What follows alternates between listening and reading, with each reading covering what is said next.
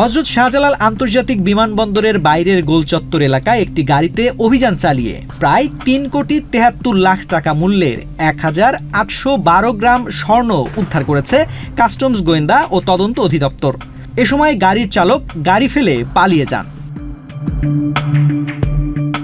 Customs গোয়েন্দা সূত্রে জানা গেছে, গোপন সংবাদের ভিত্তিতে বিমানবন্দরের বাইরের গোলচত্বর এলাকায় সন্দেহভাজন একটি গাড়ি তল্লাশির জন্য থামানো হয়। এ সময় গাড়ির চালক মোহাম্মদ শামীম মিয়া গাড়িটি ফেলে পালিয়ে যান। Optical brighter photo catalyst active granule সমৃদ্ধ বসুন্ধরা পাওয়ার ওয়াশ, ঝলমলে কাপড়ে ফুরফুরে মন। পরে ঘটনাস্থলে উপস্থিত বিভিন্ন গোয়েন্দা সংস্থার সহযোগিতায় কাস্টমস গোয়েন্দা ও তদন্ত অধিদপ্তরের এয়ার ফ্রেট সার্কেলের কর্মকর্তা কর্মচারীরা গাড়িটিতে তল্লাশি চালান। এ সময় ১৪টি স্বর্ণের বার ও ১২টি স্বর্ণের পাত উদ্ধার করা হয়। গাড়িতে তল্লাশি করে ৩টি মোবাইল ফোন, ১,০৭,৫৮৫ টাকা নগদ অর্থ, একটি ব্যবহৃত ল্যাপটপ, বিভিন্ন ব্যাংকের ৮টি ডেবিট ও ক্রেডিট কার্ড, ২টি ড্রাইভিং লাইসেন্স ও একটি পরিচয়পত্র সহ বিভিন্ন সামগ্রী উদ্ধার করা হয়।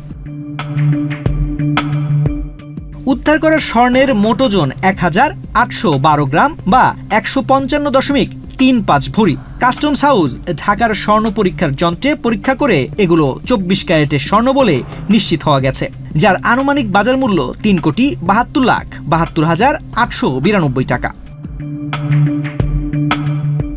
উদ্ধার করা পণ্য ও অন্যান্য সামগ্রীর ইনভেন্টরি কাস্টমস হলে সম্পন্ন করেছে কাস্টমস গোয়েন্দা ও তদন্ত অধিদপ্তর। এ ঘটনায় সংশ্লিষ্ট ব্যক্তির বিরুদ্ধে বিমানবন্দর থানায় মামলা দায়েরের কার্যক্রম চলমান রয়েছে।